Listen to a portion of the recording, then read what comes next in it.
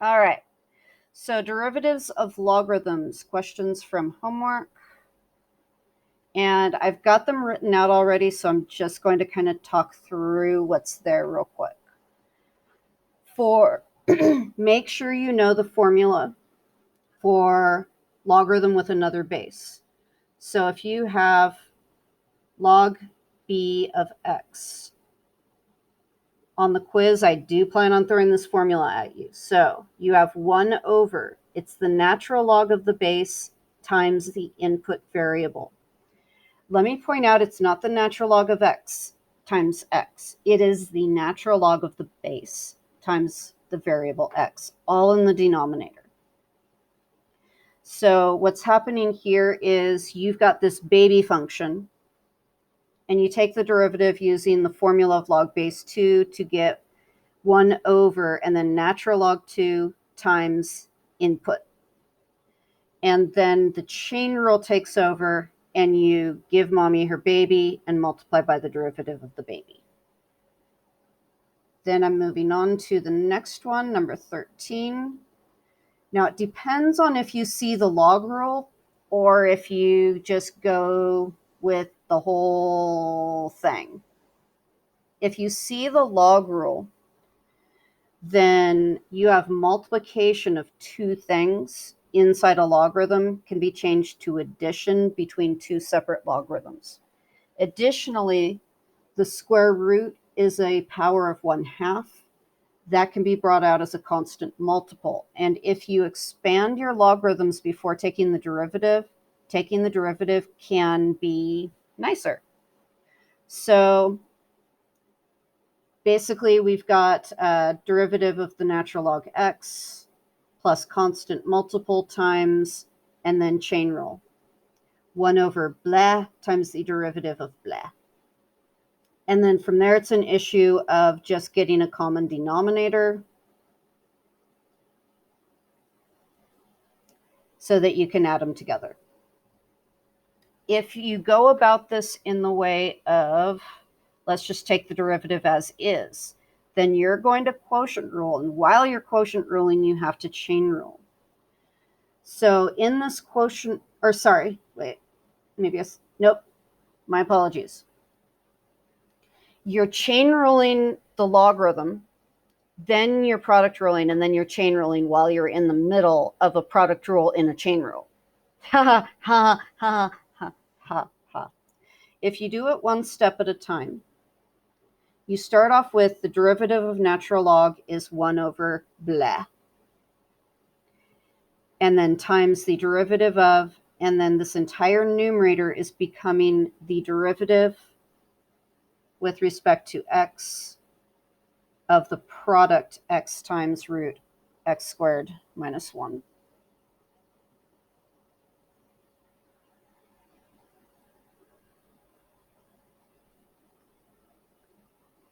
Using the product rule, this is a derivative, and then for the derivative of x, it's just a times 1. And when you take the derivative of the square root of x squared minus 1, you have to see that you have baby function. And so it's blah to the 1/2 power, giving you 1/2 blah to the negative 1/2. And then chain rule says, give mommy her baby, and multiply by derivative of baby, 2x. And then after that, you get to do some fun simplification with fractions and fractions. And I'm just going to kind of throw that on the screen. So the log rules,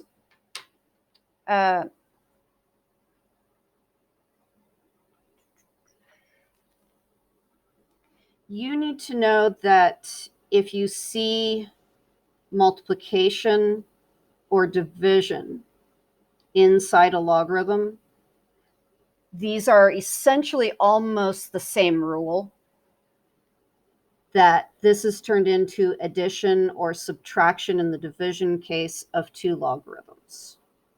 You want to know that rule, or this pair of rules. Another big rule is if you have inside of your logarithm something to a power, that power turns into a constant multiple and is no longer inside the logarithm. So this is like your main three. Other than that, the only other log rules you need to know are inverse properties. Inverse properties being, if I have b to the power of log base b, then I am bringing together two inverse functions in function composition. That means I will end where I began. And then additionally, if you have log base b, and inside of log base b, you have b to the x power. Now, I don't need a parentheses, but I'll put it for the emphasis of x goes in an exponential, whose result goes into the exact inverse logarithm, which means I will end where I began, as the rule of inverses go. If you know these five, you don't need to know anything else. Because although there are some really stupid standardized questions that you can run into where if you understand the inverse properties, you can use them. So like you could be asked something like, rewrite this in its logarithm form. If you need to rewrite this in a logarithm form, what you can do is literally throw these inside of logarithms that have the same base as the exponential. So I'm throwing them into log base 2. And then the inverse property says x goes into a function who then goes into its inverse function, so it comes out as it began. That looks like does not equal, but it's log. This would be the equivalent, or the rewriting of it in log form. So really, you only need to know these five. And if you know these five, there are ways around other log rules that you are told about where you don't have to memorize those other log rules either. But I'm going to then go back to... So simplifying the algebra wasn't exactly a fun cakewalk, but the main...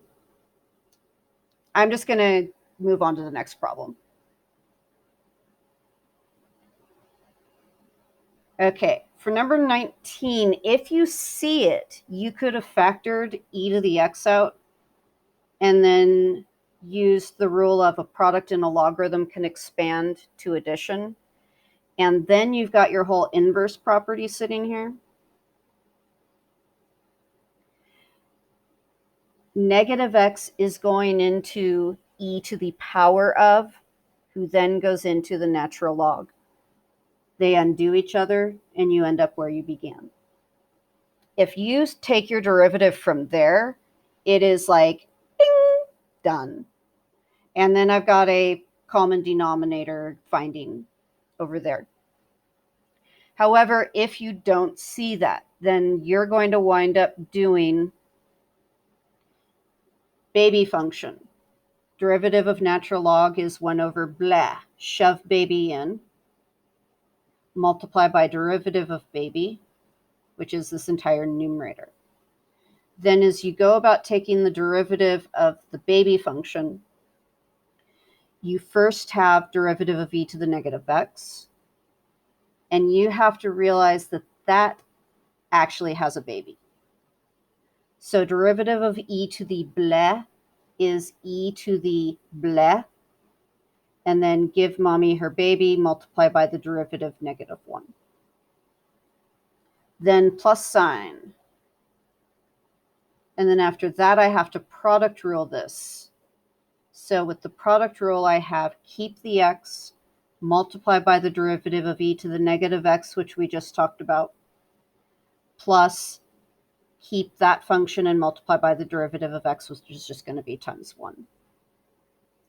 And then you get the joy of factoring out a common, well, actually, no, that's right. This one goes, die!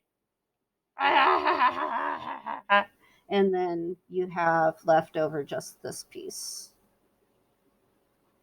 And then these will cancel if you factor that. So factoring it in the first place and simplifying is easier, but you've got to know your log rules. If you don't know your log rules, you're better off not using them. The other thing is, and I actually have to say this, log rules are only for logarithms. Don't use them every time you see a 3-lettered function. In other words, they don't work on trig. I'm saying that because I've seen too many people do that in calculus. Okay. Then number 21. Actually, you could have simplified this before getting started, because that square root could be looked at as a exponent that is 1/2. So I end up having 2x times 1/2 log 10 of just plain x, where those 2's cancel, and now it's just a quick product rule. But I have it written out with the whole thing as is. So product rule, I'm erasing this up here to focus on, I've got my 2x, so here I'm keeping it, here I'm taking its derivative. Then log base 10 of the square root of x. Here I'm keeping it, and then here is, let's take the derivative. So baby function, the derivative of log base 10 is 1 over, and then you have the natural log of 10, the base, times blah. Normally it's just natural log of 10 times x in the denominator, but x is the where you plug the baby in. So you've got baby function, give mommy her baby, and then multiply by the derivative of root x. And then after that, a little game of simplification. In that game of simplification, basically these two are going to combine to create a denominator of just x, and then times this x. They literally cancel each other out. The 2 and the 1/2 cancel each other out, and I am left with just this constant after that entire mess. And then that. Okay, I'm going to keep going. For number 29, it's not too bad. It's natural log, so you just go straight up to 1 over blah, give mommy her baby, multiply by derivative of baby. Oh yes, thank you, the domain. With the domain, what goes in your logarithm must be positive. So that means that if you're solving a polynomial inequality, you're going to set it equal to 0, which we got right away. You're going to factor it, but you're not going to individually check each inequality being greater than 0 like you do when you're solving equations. You have to look at it as a dynamic duo, 2 things multiplying to make a positive. That's going to happen if they're both positive or if they're both negative.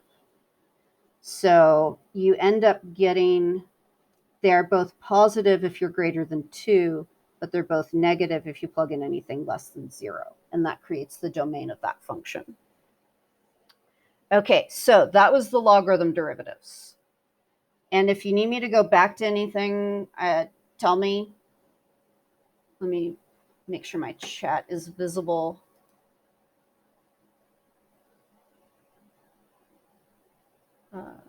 Okay, so we're all good? All right. Moving on to particle motion, which you will quiz on tomorrow. I found that when I first looked at number 5, I read it wrong. These are graphs of velocity, not position. So it wants to know speed increasing versus speed decreasing. And that's an issue of, is the absolute value of velocity increasing or decreasing? Now, there are a couple of ways you can look at it. I'm going to start off with, if you think of it as the absolute value of velocity, then that means anything under the x-axis is reflected up. And then you can just look at, now, when is this graph showing a positive slope? And that'll work.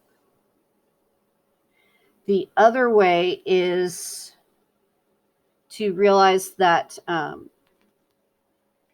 if the absolute value of your function is increasing, then as you go left to right, you are moving away from the x-axis, which is right now the t-axis.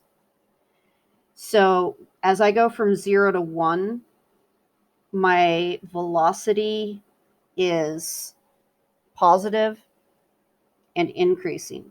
Down here, velocity is negative and decreasing, but speed is going from, say, negative 1/2 to negative 1. The absolute value of negative 1/2, the absolute value of negative 1, the absolute value of negative 2, that kind of thing. So it's actually increasing. So maybe it makes sense that you're looking at whether you're moving away or toward the x-axis as far as whether the speed is increasing or decreasing. So hopefully that's enough said, and I'll move on to the next one. If it wasn't enough, tell me in chat.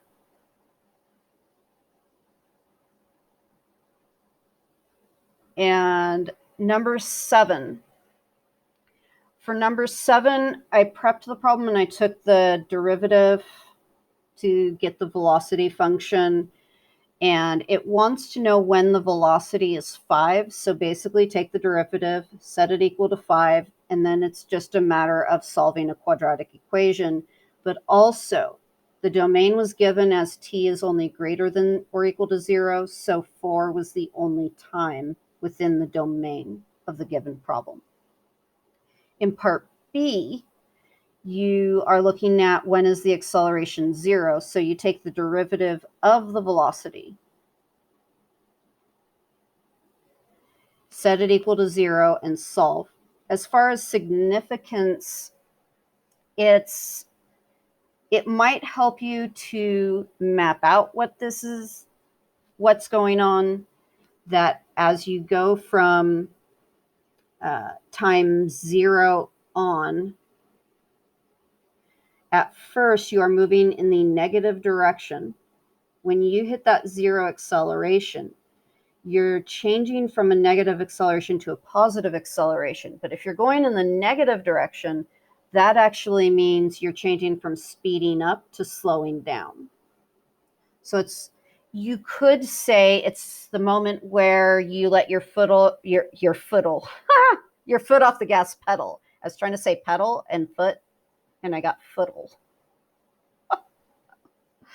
But maybe that's the way you can look at it. But it's when it changes from that speeding up to slowing down. And then this beast. For this beast, I just kind of put down what information will pretty much get to answering all the questions. So you have your position function. So I took the derivative, got velocity function, took derivative again, got acceleration. And some of the problems are pretty straightforward, like A is done, B is plug 3 into T for velocity. When is it at rest? That's when velocity is 0, which would be 2 and 6. Then when is it moving in the positive direction? If you make a little number line chart for velocity, it's just when velocity is positive. So set it equal to 0, figure out which of the intervals give you positive. And then total distance traveled, that's a fun one. During 8 seconds. So you've got time 0 and time 8. You need to know your position at those 2 times. But you also need to know your position at the times when velocity is equal to 0, which would be 2 and 6. So the motion itself is that you start at 0, you move to the right until you reach 32, then you move all the way back to 0, and then you move all the way back to 32 again. What is the minimum number of values you need to add for that?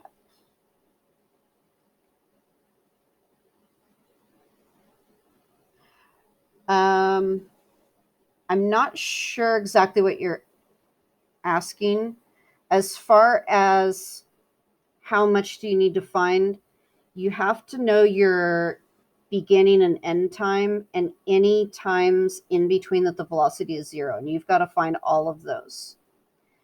From there, you want to look at it as I went from time 0 to 2, how far did I go? 32. And then as I go from time 2 to 6, how far do I go? And then from 6 to 8, how far do I go? So you're actually finding 3 distances in there. And then just make sure you absolute value and then add them together. After that, the speeding up, slowing down is always an issue. Realize that you have to do a combination of velocity and acceleration. So what I'm going to do is I'm going to set up, it said that time was always greater than 0. And then I'm going to put down on here everywhere that velocity or acceleration is 0. Velocity is positive before 2, negative in between, and then positive after 6. Acceleration is negative before 4 and positive after 4. And then speeding up versus slowing down from this information is a matter of if they are the same sign, you're speeding up, and that gives you these time intervals. And if they're opposite signed, you're slowing down. And then you guys can graph these on Desmos yourself and see what they look like. And is that enough done of those questions? Okay. Now, I know you're going to want to see some related rates problems from the homework, but first I want to go over with you this problem from the textbook. So, trying to get the attention of the people who are just doing homework. I'm going to go over example 5 of your textbook, and there are a few little details that you're going to want filled in possibly on this. So you may want to pay attention if you weren't paying attention earlier. Now, the biggest problem with related rates literally is just trying to figure out what in the world they're saying, which is kind of the main problem of, quote, word problems. Anyway, so we've got this lovely picture. This is saying that we've got this person walking along a straight path at a certain speed. So whatever speed this person is moving, they are causing this distance to be changing, to be growing at a rate of 4 feet per second. Oh, it's a three-dimensional right angle. This is trying to show like the green is the ground and the blue is the sky.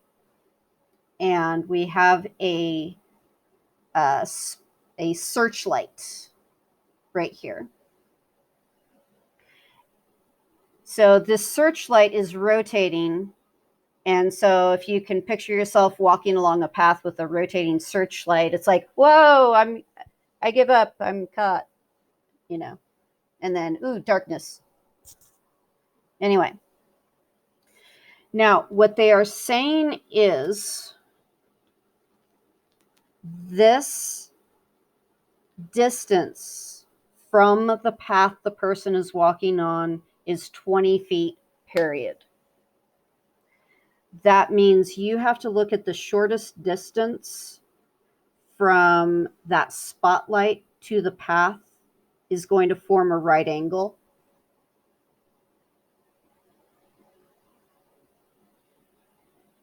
They want to know the rate, at what rate is the searchlight rotating, and then the when information. So you're going to run into a lot of right triangle problems with related rates. Sometimes it's Pythagorean theorem. Sometimes it's a trig function, SOHCAHTOA. Sometimes it's dealing with similar triangles and doing ratios of similar triangles. Now, anytime they ask or give you a rate of change of an angle, I can pretty much guarantee you, you are going to use a trig function. Sine theta, cosine theta, tangent theta, maybe even one of the other three. Again, if a rate of change of an angle is given or asked to find, turn to, you've got 6 trig functions to choose from. With any one of those 6 trig functions, you only look at a ratio of 2 sides. So the big question is, which 2 sides do you want to use? You want to use the side that you're given a rate of change for. And if you like spending less time doing a problem, you will choose the side that has the constant length.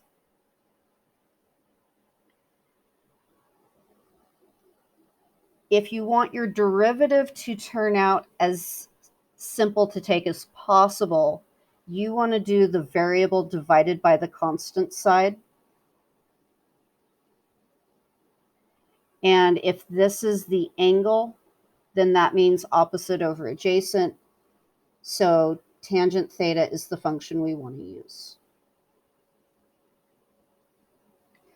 And now I take a look and see that I have the variable that I know rate of change with respect to, and I've got the theta variable that I need to find the rate of change for. They're the only variables.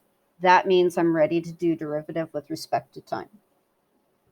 So ddt'ing both sides. I have tangent of bleh. What's the derivative of tangent? Everyone, let's see it in chat.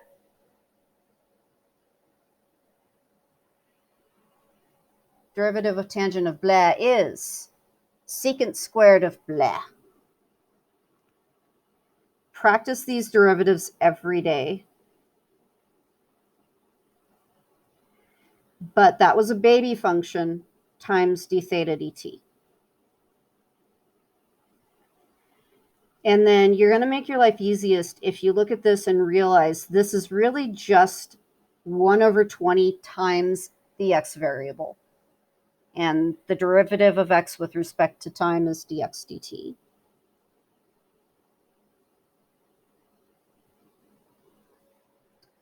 And once the derivative is taken, then it's plug and chug. But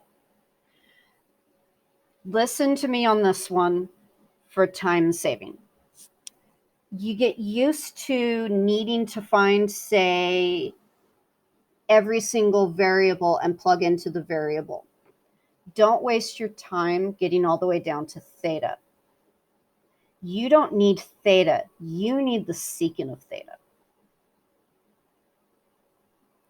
So if you only need the secant of theta, then you need to know cosine, reciprocal of cosine. Cosine is adjacent over hypotenuse, so you're going to do hypotenuse over adjacent. So the when information comes in,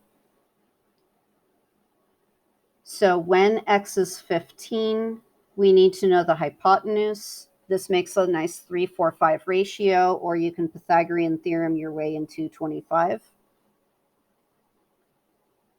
So now what I have is secant squared is hypotenuse over adjacent, and then you can simplify that to 5/4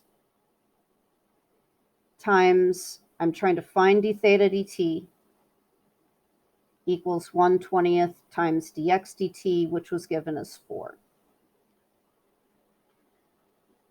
So I have 5/4 squared times d theta dt equals, bringing this together, I have 1/5.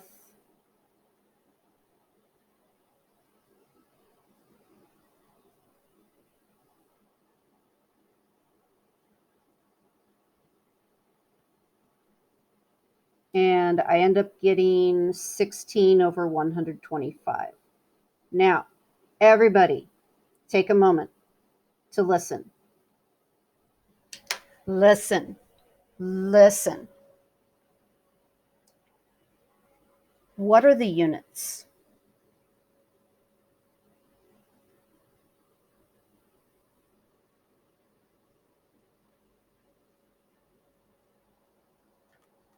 And so with respect to time, the units are radians per second. But why do I necessarily get radians?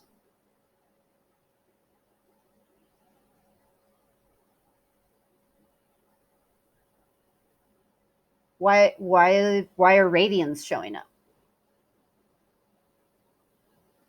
Why isn't it degrees per second?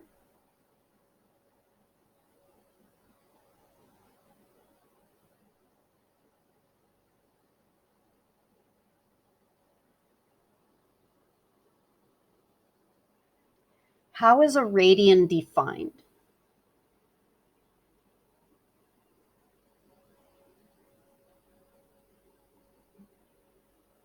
It's probably been a while. If I take a circle with radius 1,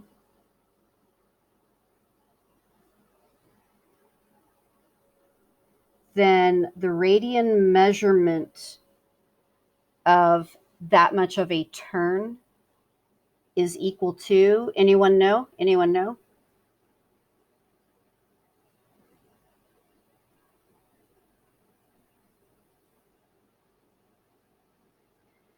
Well, it's equal to this arc length.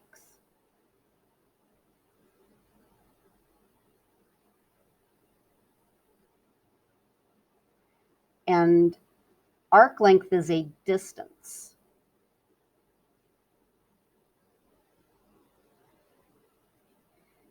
So why do radians just kind of pop out?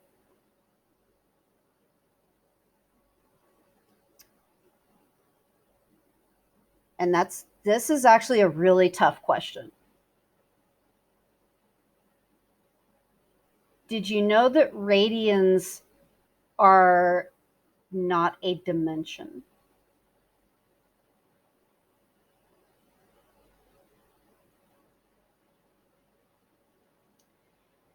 If you think about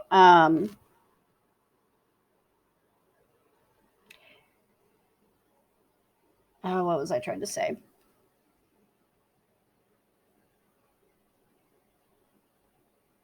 This is, I will tell you that this is a tough one to explain as far as why radians are dimension free. Degrees are also dimension free, but they have a problem that they don't come out naturally. Radians come out naturally because if you then need to multiply by a distance, because you're dealing with this radius of 1. I don't know if I'm saying this very well, but if you look it up on the internet, you can find a lot of different explanations people have used to try to explain why degree measures are actually, they're just ratios. They're looking at a distance divided by a distance, which is not a unit. Really, when we say radians or degrees, it's more of a placeholder for if we don't have a distance involved with the rotation. But as soon as you put a distance in, like if I rotate, if I'm going a particular, why am I not speaking well?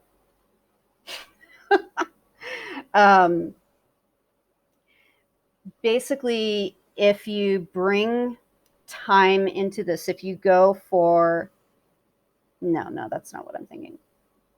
Yeah. Let me tell you this, look it up, say what people have read, and even when people explain it, it's still hard to grasp onto, and you may have to find yourself going from one person to another as to how they have explained it, and try to kind of come to terms with the idea that it's actually not a dimension, or not a, it's not creating a dimension. Anyway, so know that naturally radians come out. So anytime you have a rate of change of an angle, just throw in radians per whatever the unit of time is. Okay, then today's homework, you're going to be doing more related rates and more differentiating. And I can go over some of the homework questions you have from related rates problems that you did. Oh, there we go. Okay, 13, 15, and 27. By the way, let me know when we're getting close to 10 minutes. Okay, so yeah. I should make sure to let you go take your quiz with at least 10 minutes. Let me find the textbook. There it is. 13. Yeah, 13 definitely needs to be talked about.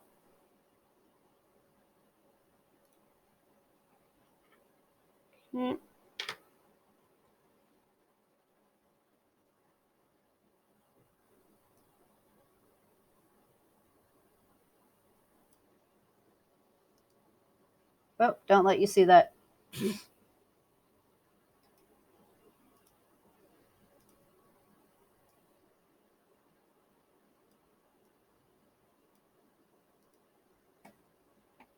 A lot of times the AP test will draw a diagram with its problems because it's really hard to understand what in the world they're saying most of the time. So you've got a street light that is 15 feet above ground level. You've got someone who's walking along. Tra-la-la-la-la. Oh, wow. This is not to scale because this person is 6 feet tall. But anyway. Now, you've got this light coming down. The shadow is created. And I'm going to say this is the 6 foot distance.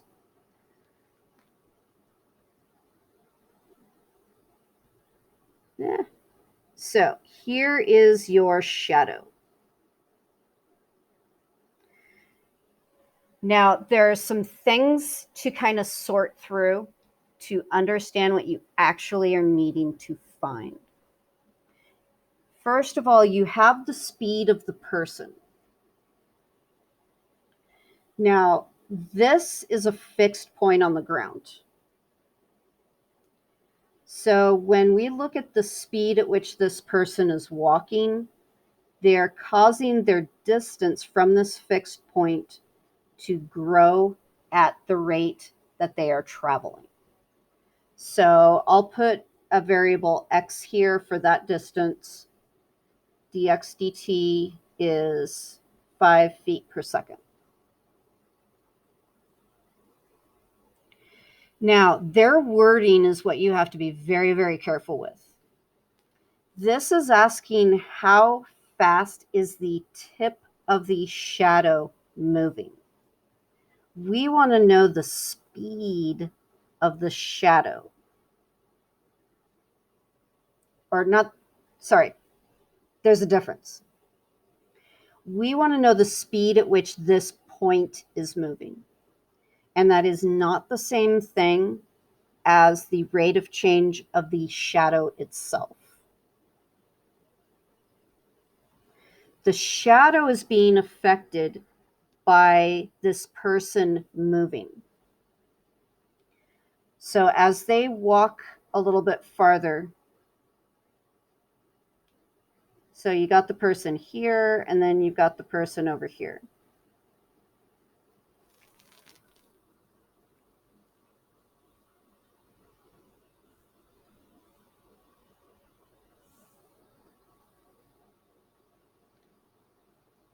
Oh, no. There you go. Okay. Now take a look at those two triangles. Those are not similar. So it's important to take a moment to see the difference between the length of the shadow when the person is standing here is this distance. When the person is standing over here, it is this distance. And that is not making a nice little triangular ratio. Now, I've seen shadow problems where they asked, how fast is the shadow growing? Or what is the rate of change in the length of the shadow? If that is what you're trying to find, then you are trying to find, I'm going to say that this distance is y. dy dt is giving me the rate of change of the length of the shadow.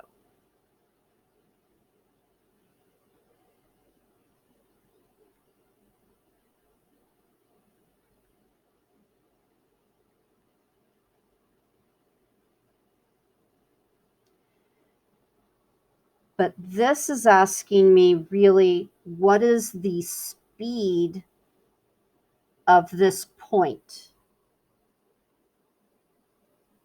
If I look at the length of the shadow, the beginning point of the length of the shadow is moving as well as the tip of the shadow. So if I just want to know the rate of change of the tip of the shadow, I have to find out what it is with respect to a fixed point, not based on a moving point. So dy dt is how quickly the shadow's length is changing. We just want to know how quickly is this dot moving on the ground. And so that's why you have to find the total rate of change of the whole thing added together. So once you get that sorted out, looking at this picture, you have similar triangles if you are just looking at one moment in time. Just one moment in time, we've got similar triangles. 6 is to 15 as y is to the entire x plus y added together. And now I can do some cross multiplication.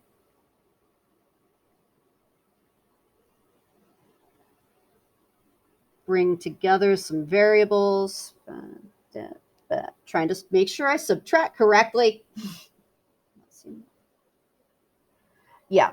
So let me redraw the triangle. You've got the light post, which is 15. Here's the ground. And then the human is 6 feet.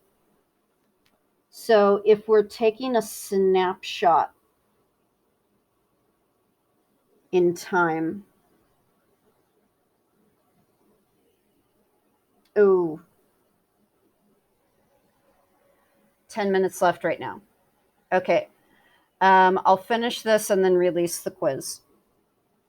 We've got this is y, this is x, and this triangle is proportional to this triangle. The yellow triangle is 15 and x plus y. The smaller one is 6 and y. And, you can set up your proportion one way or another way. It comes out the same. From here, you should be able to solve the rest of the problem. And I need to open the quiz. So